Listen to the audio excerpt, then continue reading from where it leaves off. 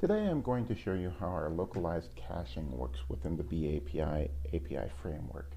And to do that, I have to be able to do that from a immediate startup of the framework.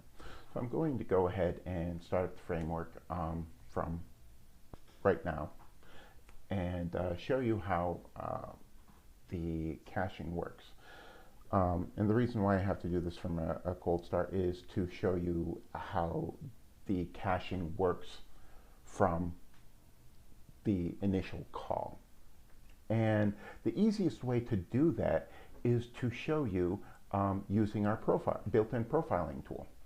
So let's go ahead and reload here, and we'll go into the profiling tool, and we will pick our instance, and we will just go ahead and pick an endpoint and profile it.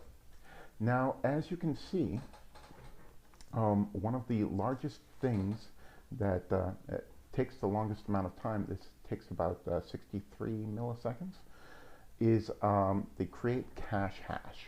Now, this effectively is creating the, this is one of the tools used for creating the cache for the system. And everything else is converting the model, converting the returned object into a usable resource. But after this, you'll see it will not take anywhere near 63 milliseconds. And to show that, we'll just go ahead and reload it again. And this is why it was important to do it from a fresh start. And we submit it again, and boom, 13. It went from 63 milliseconds to 13 milliseconds. So all of that time is gone. We're able to see it's a cached result, and poof, instantly, none of this is called. We can instantly call from a cache, and we save so much time.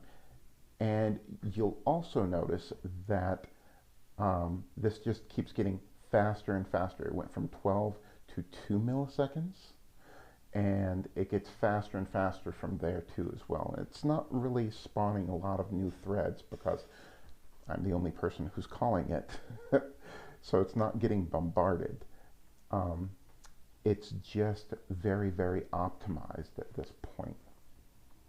And we maintain this cache locally through a configuration file, and if you go into the BeAPI framework, you'll be able to find this file at application YML.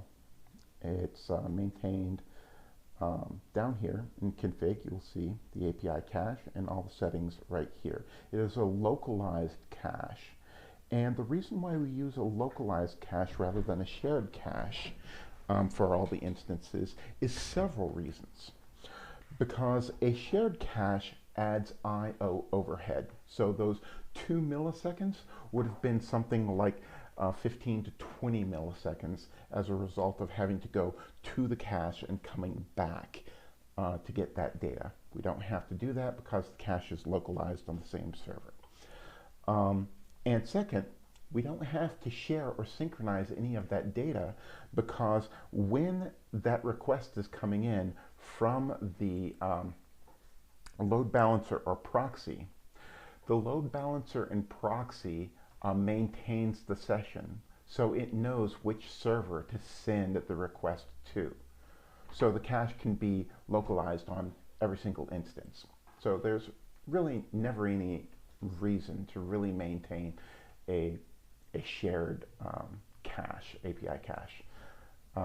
So as you can see, it's extraordinarily fast and built in, so you don't have to do this. It's all maintained and done for you.